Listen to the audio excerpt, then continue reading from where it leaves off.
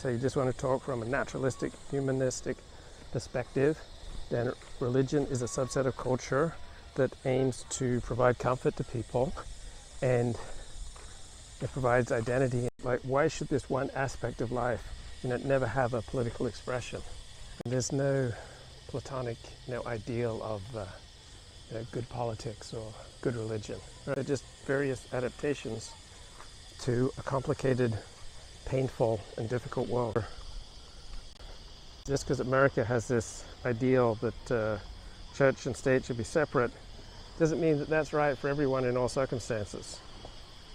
You marry the two, and it should be, I think for people in our sphere in general, it should be a matter of personal commitment, and nothing that that flows into politics, because it does ignore a lot of religion is just being exposed to a particular type of religion that is just personal faith.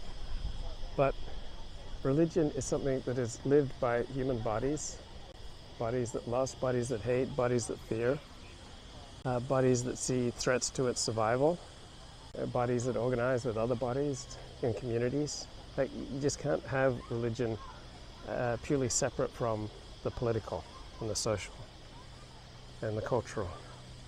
Under a Christian system, you just come in, you say the appropriate words, and you make the appropriate commitments, honestly or dishonestly, and then politically even, you become a sort of de facto citizen of the. Oh, so which Christian nationalist groups advocate this? I'm not aware of any. All the Christian nationalist groups of which I'm aware want immigration restriction. So Christianity was married to nationalism for hundreds of years, right up until the 19th century. It was also married to a specific sense of people, and Christianity marched hand in hand along with strong racial and national identity up until about the 18th, 19th century.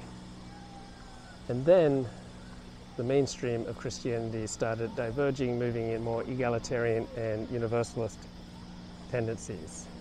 But that's the product of a particular time and place. It's not, just some essential, unchanging, eternal essence of Christianity.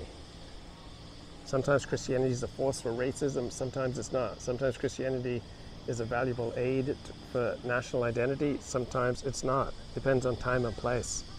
You make the appropriate commitments, honestly or dishonestly, and then politically even, you become a sort of de facto citizen of the new system. There's no reason to exclude anyone or to have any sort of ranking or hierarchy or preference system if the baseline is okay. Do you accept, the Lord X or Y, depending on what your religious system is?